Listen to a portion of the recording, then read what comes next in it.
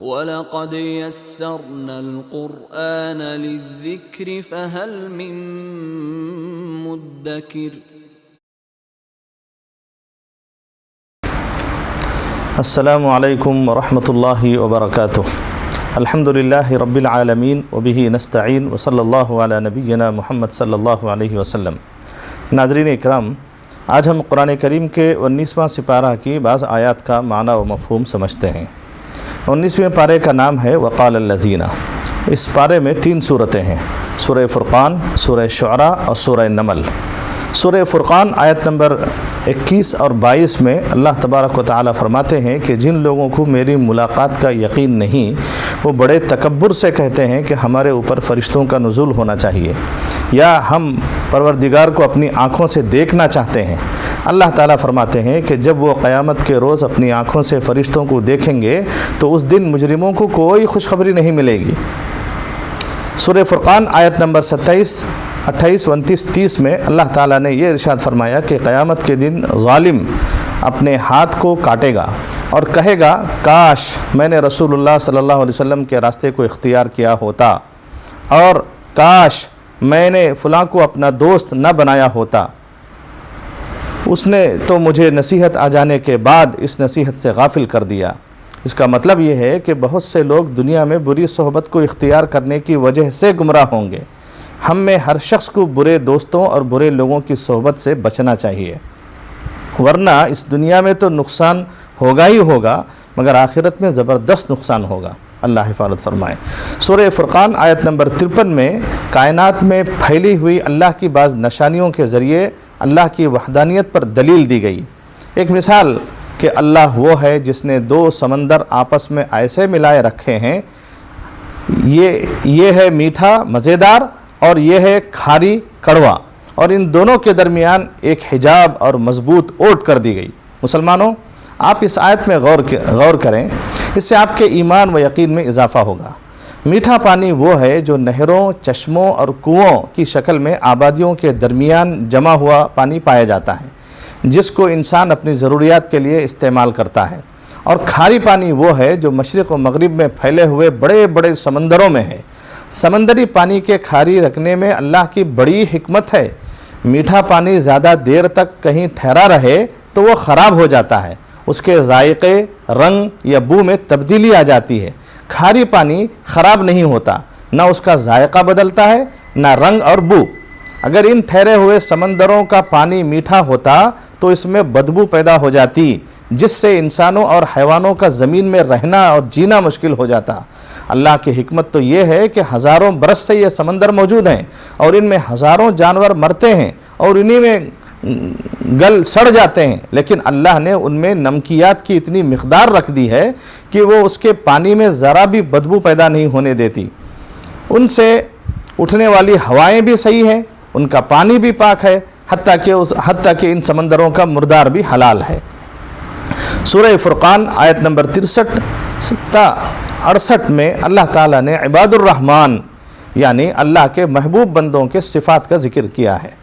عاجزی سے چلنا، جاہلوں سے بچنا، راتوں کو عبادت کرنا، جہنم کے عذاب سے پناہ مانگنا، خرچ کرنے میں اعتدال اپنانا، نہ فضول اور نہ بخیلی، شرک سے اجتناب کرنا، ناحق کسی کو قتل کرنے سے بچنا، زنا اور بدکاری سے دور رہنا، جھوٹی گواہی دینے سے دور رہنا، بری مجلسوں میں شریک نہ ہونا، کتاب اللہ یعنی قرآن کی باتوں سے متاثر ہونا، نیک بیوی اور نیک اولاد کی دعا کرنا، یہ سب اللہ کے محبوب بندوں کی صفات ہیں۔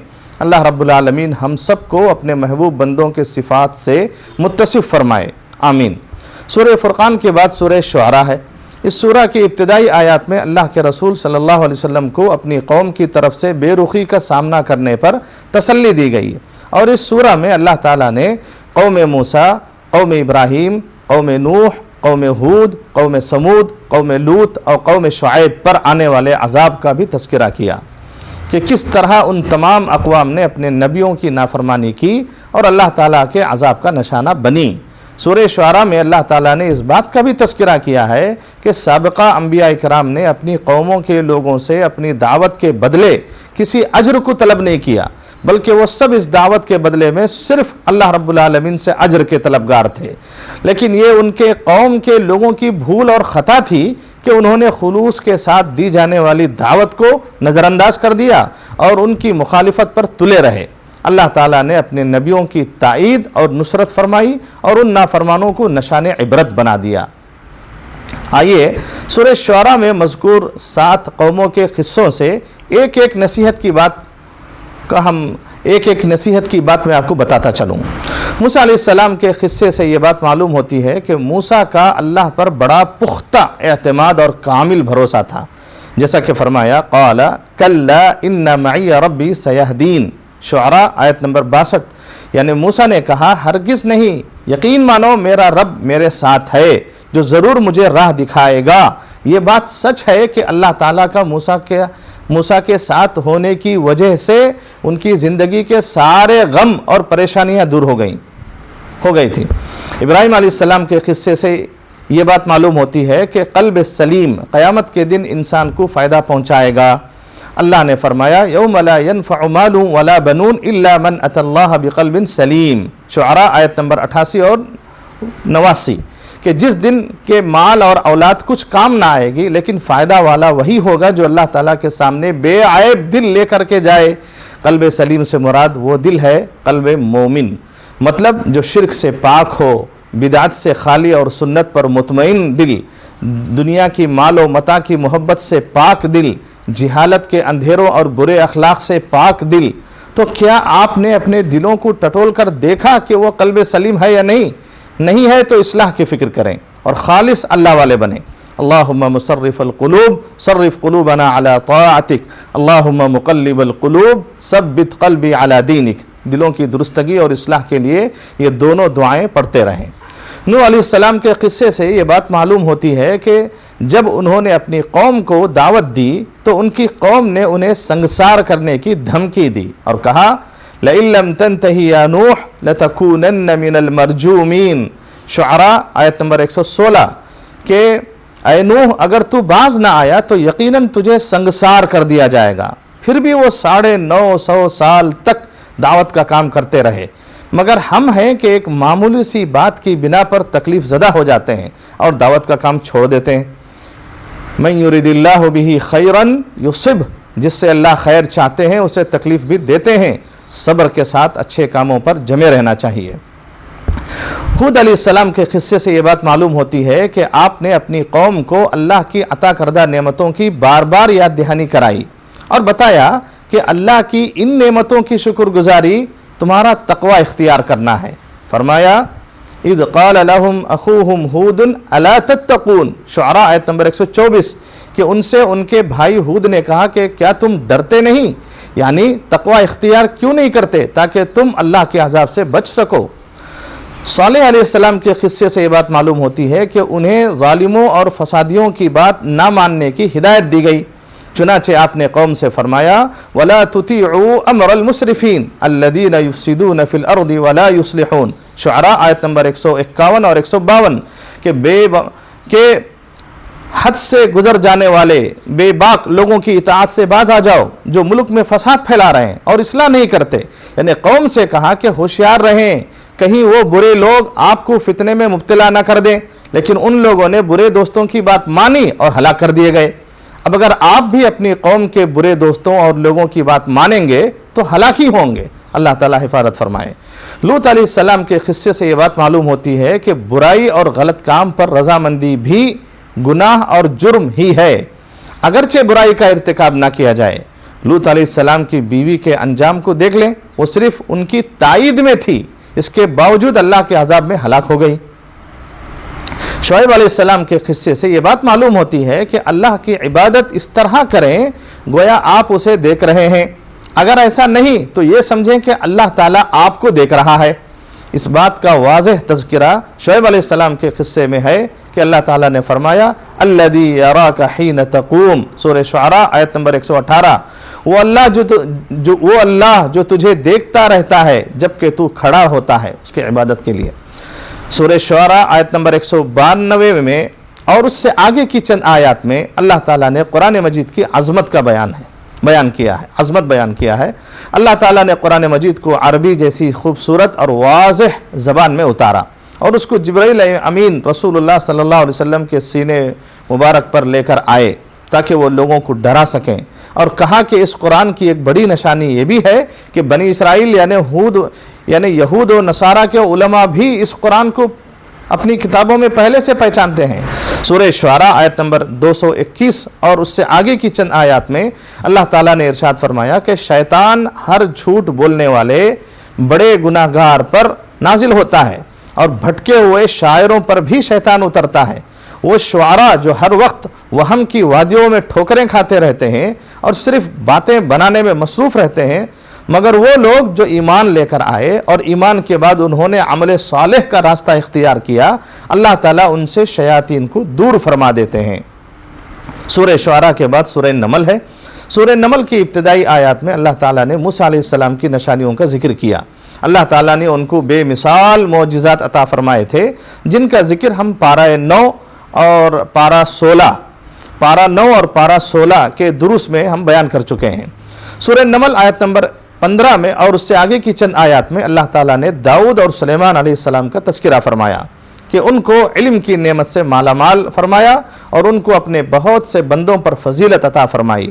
اللہ تعالیٰ نے سلیمان علیہ السلام کو علم اور حکومت کے اعتبار سے داؤد علیہ السلام کا وارث بنایا، اور ان کو پرندوں اور جانوروں کی بولیاں بھی سکھائی تھی، اور حیوانات کے ساتھ ساتھ جنات، انسانوں اور ہواؤں پر بھی ان کو حکومت عطا کی تھی۔ اس سورہ میں اللہ تعالیٰ نے اس واقعے کا ذکر فرمایا کہ جب سلیمان علیہ السلام کا لشکر جا رہا تھا تو چونٹیوں کی ملکہ نے چونٹیوں کو حکم دیا کہ سب اپنے اپنے بل میں چلی جائیں، ایسا نہ ہو کہ وہ سلیمان علیہ السلام کے لشکر کے گزرنے کے سبب کچلی جائیں۔ اللہ تعالیٰ نے سلیمان علیہ السلام تک یہ الفاظ پہنچا دیے۔ تب سلیمان علیہ السلام نے فوراً اللہ کا شکر ادا کیا اور یہ دعا کی، اے اللہ مجھے توفیق عطا فرما کہ جو احسان تو نے مجھ پر اور میرے ماں باپ پر کیے ہیں ان کا شکر ادا کروں، اور ایسے نیک کام کروں کہ تو ان سے خوش ہو جا، اور مجھے اپنی رحمت سے اپنے نیک بندوں میں داخل فرما۔ یہ دعا ہر ایک نیک اور صالح نوجوان کو پڑھتے رہنا چاہیے، کیونکہ آپ کے والدین نے بھی آپ کو نیک اور صالح بنایا ہے، سمجھدار بنایا ہے۔ سورہ نمل آیت نمبر 20 اور اس سے آگے کی چند آیات میں اللہ تعالیٰ نے سلیمان علیہ السلام کے دربار کی ایک کیفیت کا بھی ذکر کیا کہ سلیمان علیہ السلام اپنے دربار میں جلوہ افروز تھے کہ آپ نے ہدہد ایک پرندے کو غائب پایا۔ سلیمان علیہ السلام نے فرمایا اگر ہدہد نے اپنی غیر حاضری کی کوئی معقول وجہ بیان نہ کی تو میں اس کو سخت سزا دوں گا یا اس کو ذبح کر دوں گا۔ کچھ دیر کے بعد ہدہد آیا تو اس نے کہا، سلیمان علیہ السلام آج دربار کی طرف آتے ہوئے میرا گزر ایک ایسی بستی سے ہوا جہاں کے لوگوں کو اللہ تعالیٰ کی بہت سی نعمتیں حاصل ہیں، اور ان پر ایک عورت حکمران ہے، اور قوم کی بدنصیبی یہ ہے کہ وہ سورج کی پوجا کر رہی ہیں جبکہ انہیں اللہ کی عبادت کرنی چاہیے۔ سلیمان علیہ السلام اس ملکہ کے نام خط لکھتے ہیں۔ ملکہ خط کو پڑھنے کے بعد درباریوں سے مشورہ کرتی ہے اور جواب میں سلیمان علیہ السلام کو تحفے تحائف بھجوا دیتی ہے۔ سلیمان علیہ السلام ان تحفوں کو دیکھ کر کہتے ہیں کہ جو کچھ اللہ تعالیٰ نے ہمیں عطا کیا وہ ان تحفوں سے بہت بہتر ہے۔ آپ اپنے درباریوں کو مخاطب ہو کر کہتے ہیں، تم میں سے کون ہے جو ملکہ کے تخت کو میرے دربار میں لے کر کے آئے؟ اس پر ایک بہت بڑے جن نے کہا کہ میں آپ کے دربار کے برخاست ہونے سے پہلے ملکہ کے تخت کو یہاں لا سکتا ہوں۔ اس کے بعد ایک ایسا شخص کھڑا ہوا جس کے پاس کتاب کا علم تھا اور وہ اللہ کے اسماء اعظم کا علم رکھنے والا تھا۔ اس نے کہا میں ملکہ کے تخت کو آپ کی آنکھ کے پلک جھپکنے سے پہلے یہاں حاضر کر دوں گا، اور آنن فانن میں تخت وہاں موجود ہو گیا۔ سلیمان علیہ السلام اور ملکہ کی ملاقات ہوئی تو سلیمان علیہ السلام نے کچھ تبدیلی کر کے ملکہ سے پوچھا کہ یہ تمہارا ہی تخت ہے؟ تو جواب میں ملکہ نے کہا ہاں یہ میرا ہی تخت ہے۔ اس کے بعد سلیمان علیہ السلام نے ملکہ کو اپنے محل کے خاص حصے میں آنے کی دعوت دی۔ اس حصے کا فرش شیشے کا بنا ہوا تھا، لیکن دیکھنے والی آنکھوں کو پانی محسوس ہوتا تھا۔ سلیمان علیہ السلام نے جب ملکہ کو شیشے کے فرش سے گزرنے کے لیے کہا تو ملکہ نے اپنی پنڈلیوں سے اپنے کپڑے کو اٹھا لیا تاکہ کہیں اس کے کپڑے گیلے نہ ہو جائیں۔ سلیمان علیہ السلام نے کہا اے ملکہ یہ فرش شیشے کا بنا ہوا ہے۔ انہوں نے ملکہ کو جتلایا کہ تم پانی اور شیشے میں فرق نہیں کر سکتی۔ سلیمان علیہ السلام اصل میں ملکہ کو بتلا رہے تھے کہ اسی طرح تم سورج کی روشنی اور اللہ کے تعالیٰ کے نور میں بھی فرق نہیں کر پا رہی ہو۔ ملکہ نے فوراً اعلان کیا اے میرے پروردگار میں نے اپنی جان پر ظلم کیا۔ ملکہ نے اسلام قبول کر لیا۔ یہ واقعہ ہمیں بتلاتا ہے کہ ہمیشہ دین کی دعوت حکمت اور دانائی سے دینی چاہیے۔ ہدہد پرندے کی امانت اور توحید کے تئیں اس کی تڑپ سے معلوم ہوتا ہے کہ جانوروں کی فطرت میں بھی عقیدہ توحید اور اس کی دعوت کا عنصر دونوں موجود ہے۔ اللہ ہم انسانوں کو جانوروں سے افضل بنایا ہے تو بدرجہ اولا ہمیں بھی توحید کو قائم کرنے اور اس کی دعوت کو عام کرنے کی فکر کرنا چاہیے۔ سلیمان علیہ السلام اور ملکہ سبا کے قصے سے معلوم ہوتا ہے کہ کس طرح بادشاہت اور سلطنت اور دنیا کی دولت اللہ کی اطاعت اور اس کی نافرمانی میں استعمال کیا جاتا ہے۔ سلیمان علیہ السلام کی بادشاہت اللہ کی اطاعت پر کام کر رہی تھی، جبکہ ملکہ سبا کی بادشاہت اور دولت اللہ کی نافرمانی پر کام کر رہی تھی۔ معلوم ہوا کہ دعوت کے کام میں علماء کرام کے ساتھ اگر حکمراں کا تعاون حاصل ہو جائے تو بادشاہ وقت کو بھی دعوت توحید کا پیغام پہنچانا آسان ہو جاتا ہے۔ جس طرح سلیمان علیہ السلام نے کتاب کا علم جاننے والے عالم کی مدد سے ملکہ کے تخت کو اپنے پاس منگوا کر ملکہ سبا کو توحید کی دعوت دینے کا کام کیا تھا۔ دعوت کا کام صرف علماء کرام کا ہی نہیں بلکہ حکمراں اور امراء کا بھی ہے۔ حکمراں اور امراء بھی اس کے ذمہ دار ایسے ہی ہیں جیسے قوم کے علماء کرام۔ دعا ہے کہ اللہ تعالی ہمیں قرآن مجید کے پڑھنے، سمجھنے اور اس پر عمل کرنے کی توفیق عطا فرمائے۔ آمین۔ والسلام علیکم ورحمۃ اللہ وبرکاتہ۔